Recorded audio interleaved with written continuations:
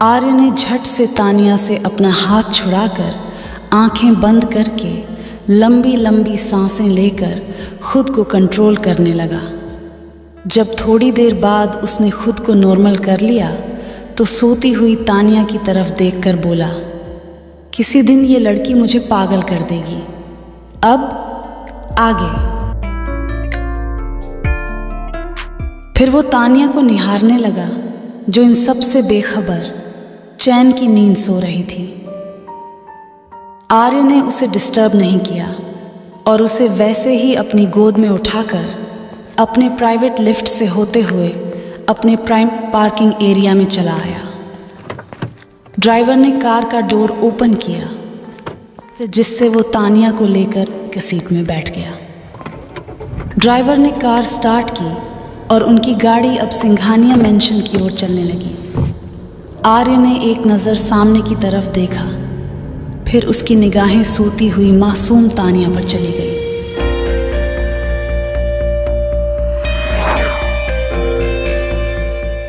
तानिया के चेहरे पर आ रहे बालों को उसके कान के पीछे किया, जिससे तानिया ने नींद में ही कसमसाते हुए आर्य को और जोर से कस लिया। आर्य ने भी स्माइल करते हुए तानिया को और जोर से खुद से चिपका लिया।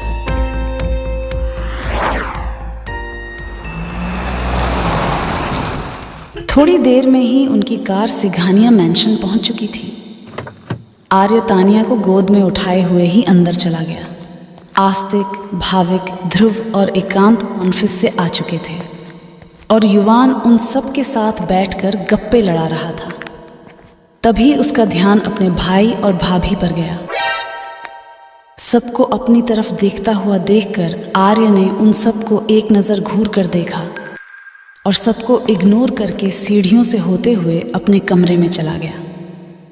युवान और बाकी सब अभी भी उन्हें जाता हुआ देख रहे थे, क्योंकि अभी अभी उन्होंने अपनी आंखों से जो देखा था उस पर उन्हें यकीन ही नहीं हो रहा था। युवान अपनी आंखें फाड़े उनकी तरफ देखते हुए बोला, मैं कोई सपना तो नहीं देख रहा था। अरे कोई तो मुझे यकीन दिलाओ।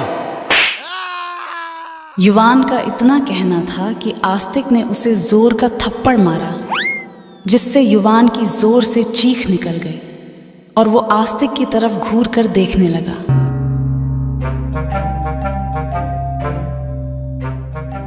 आस्तिक इनोसेंट सा फेस बनाकर बोला, तुमने ही तो कहा था कि मुझे यकीन दिलाओ। मैं तो सिर्फ तुम्हारा काम कर रहा था।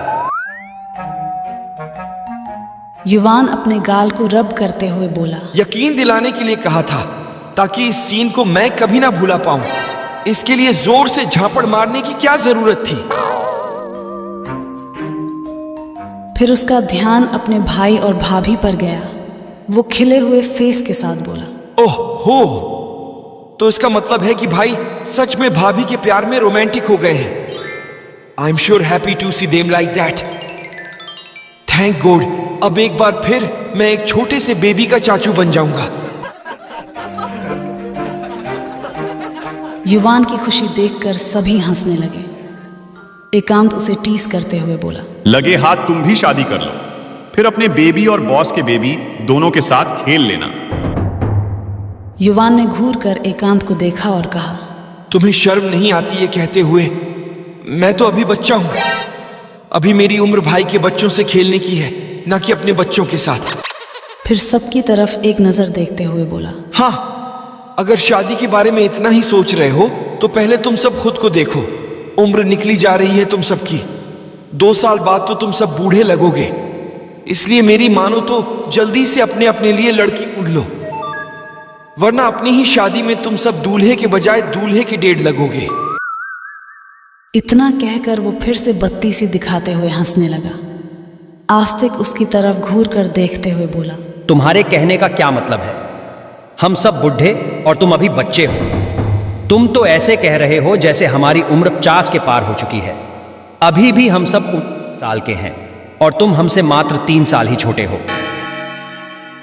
हाँ, 19 के हो इसलिए तो कह रहा हूं। अगले साल तुम सब 30 के हो जाओगे, फिर तो बुढ़े ही लगोगे ना। तभी दादाजी वहां आ गए। वो सबको मंडली जमाए बैठे हुए देखकर पूछने लगे, और भाई, ये इतनी इम्पोर्टेंट चर्चा किस बात पे चल रही है? ये कहते हुए वे सोफे पर बैठ गए। युवान अपनी बत्ती सी दिखाते हुए बोला, शादी पे हो रही है बड़ी। शादी से ख्याल आया, ये सब शादी करने की सोच रहे हैं तो लगे हाथ आप भी मेरे लिए एक दादी तो ले ही आओ। दादाजी ने एक नजर घूर कर युवान को देखा, फिर अपनी छड़ी उस पर बरसाते हुए बोले, नालायक, तू फिर से शुरू हो गया। सबसे पहले तो इसका ही काम तमाम करो। ये सुनकर सभी जोर जोर से हंसने लगे। भाविक दादाजी की तरफ देखते हुए बोला, दादाजी, एक से काम नहीं चलने वाला। आप आराम से 2-3 छड़ी और बरसा सकते हैं अपने इस प्यारे पोते पर। युवान घूर कर भाविक को देखते हुए बोला, तुम्हें बड़ा मजा आ रहा है ना, तो आ जाओ ना, तुम भी चख लो इस छड़ी का मजा। मुझे कोई शौक नहीं, तुम ही को ये मुबारक हो। फिर युवान भाविक की तरफ देखते हुए बोला, भगवान करे तुम्हारी शादी एक ऐसी लड़की से हो जो रोज तुमसे घर के सारे काम करवाए और काम ना करने पर तुम्हें झाड़ू से मारे। युवान का इतना कहना था कि भाविक उसकी तरफ खा जाने वाली नजरों से घूरते हुए बोला, भगवान करे तुम्हारी ये विश तुम पर ही पूरी हो।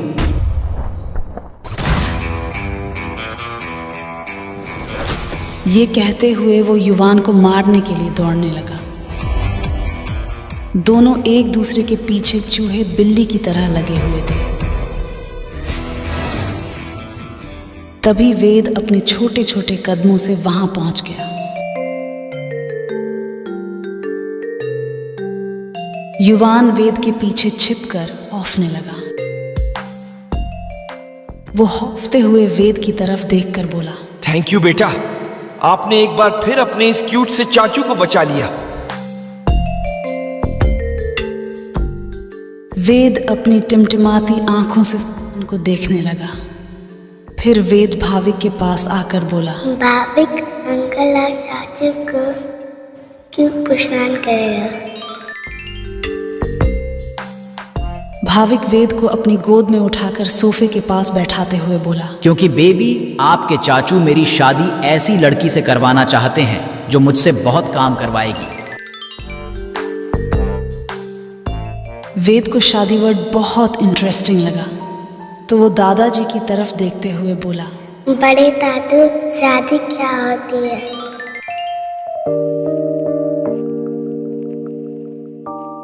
दादाजी अब सोच में पड़ गए कि इस छोटे से बच्चे को शादी का मतलब कैसे समझाए।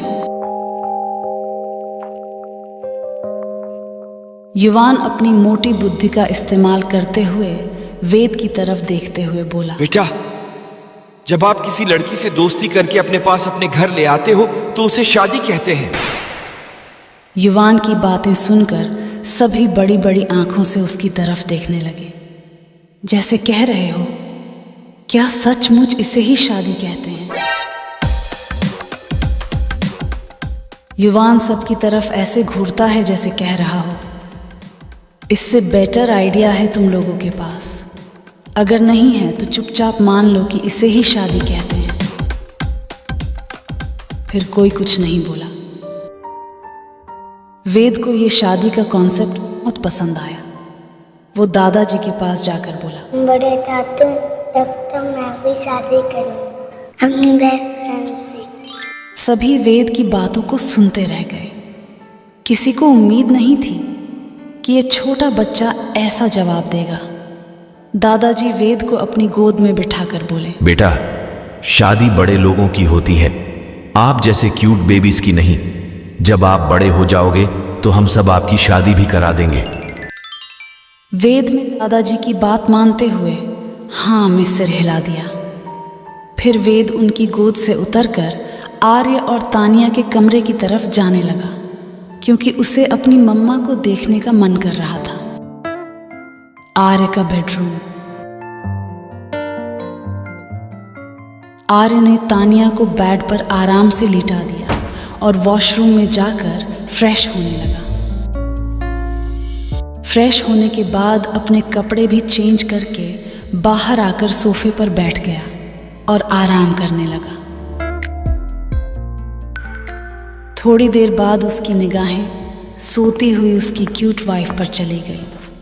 फिर वो उसके पास गया। तानिया के बालों की कुछ लटें बार बार उसके होंठों को सहलाने में लगी हुई थी।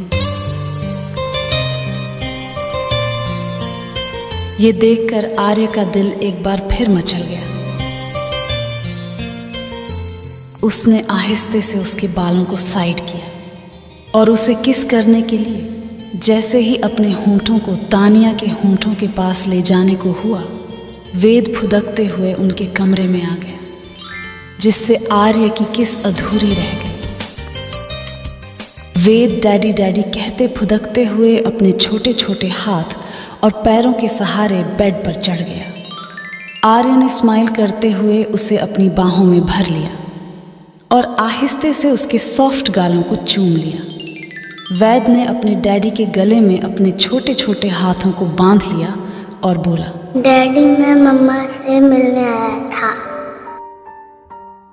आर्य वेद को अपनी बाहों में भरते हुए बोला, पर बेटा, आपकी मम्मा तो अभी सो रही है।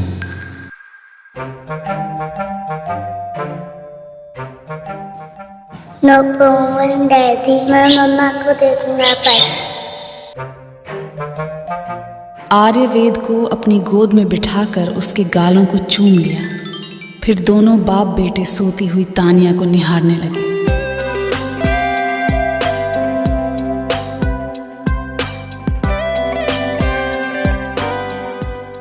आर्य तानिया की मासूमियत में खो चुका था कि तभी वेद की प्यारी सी आवाज उसके कानों में पड़ी। डैडी मम्मा सोते हुए कितनी क्यूट लगती है ना।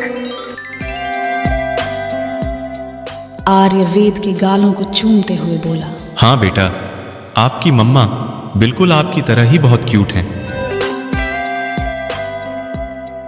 अब वेद अपने मॉम डैड की मौत को भुला चुका था। अब आर्य और तानिया ही उसके मॉम डैड थे, जो उससे अपनी जान से ज्यादा प्यार करते थे। वेद भी आर्य और तानिया को अपने मॉम डैड के रूप में पाकर बहुत खुश था। दोनों बाप बेटे एक बार फिर तानिया को देखने में खो गए। तभी वेद ने कुछ ऐसा कहा जिनसे आर्य उसकी तरफ देखता ही रह गया। डैडी जब मैं बड़ा हो जाऊंगा, बिल्कुल मम्मा जैसी लड़की से शादी करूंगा। आर्य उसके सिर को प्यार से सहलाते हुए बोला, बेटा, पहले आप बड़े हो जाओ, फिर मैं और आपकी मम्मा इस बारे में सोचेंगे। वेद ने हाँ में सिर हिलाया और वहां से निकलकर खेलने के लिए अपने टॉय वाले रूम में चला गया।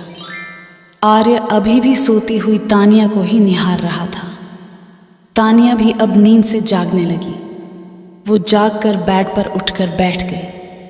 उसने टाइम देखा तो शाम के 7 बज चुके थे।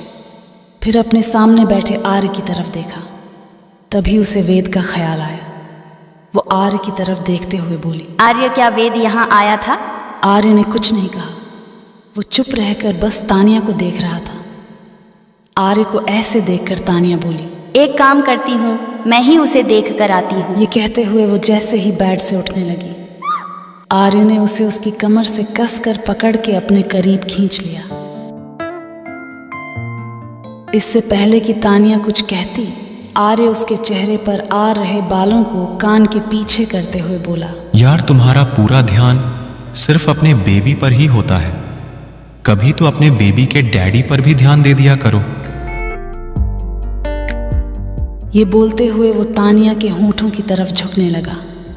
तानिया ने अपना हाथ आर्य के होंठों पर रख दिया और एक नज़र उसे घूर कर देखते हुए बोली, किसके अलावा और कुछ सूझता है आपको? जब देखो तब किस करते रहते हैं।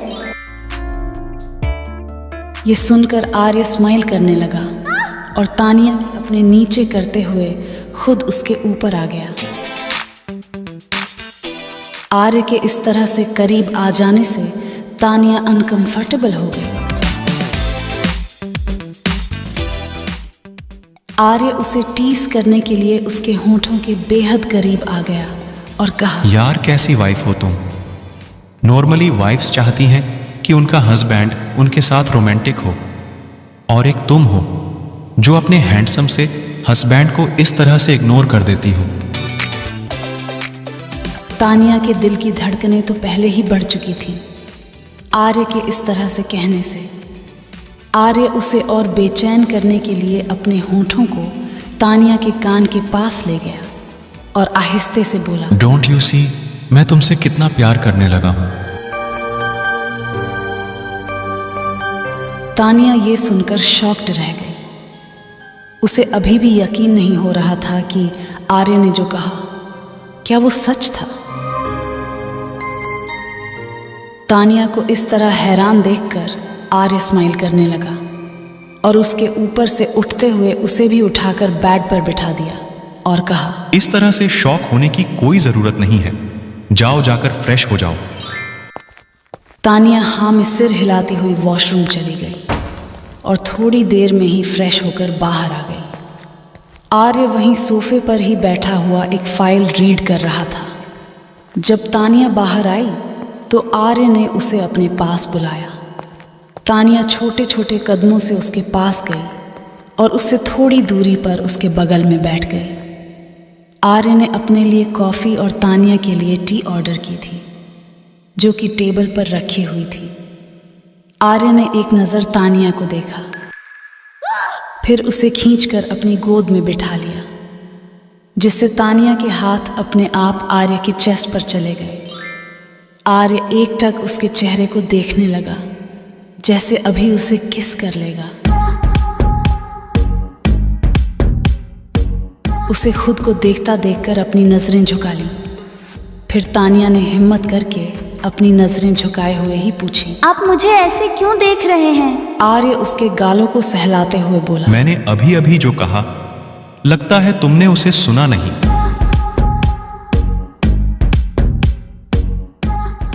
फिर वो अपनी एक उंगली से तानिया के चिन्ह को ऊपर करते हुए उसके चेहरे को देखने लगा और उससे कहा, तानिया, मेरी तरफ, मेरी आंखों में देखो।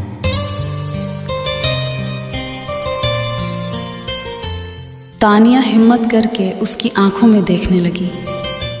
तानिया को उसकी आंखों में एक अलग ही पॉजेसिवनेस, एक अलग ही जुनून अपने लिए दिखाई दे रहा था। आर्य उसके गालों को अपने अंगूठे से सहलाते हुए बोला, तानिया, यू आर माइन। अब तुम सिर्फ मेरी हो। तुम चाहो या ना चाहो, पर आज के बाद मैं तुम्हारी लाइफ में कभी किसी और को नहीं देखना चाहता और ना ही तुम्हें खुद से कभी दूर जाने दूंगा।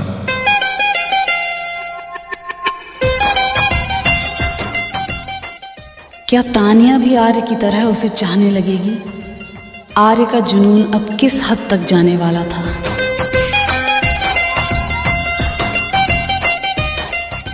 और वो कौन सी फाइल थी जो आर्य तानिया के आने से पहले पढ़ रहा था? ये जानने के लिए बने रहे इस सीरीज़ में। चैनल को लाइक, शेयर और सब्सक्राइब करना ना भूलें। मिलते हैं आपसे इस कहानी के अगले चैप्टर में ओनली हाई रेटेड स्टोरी पर।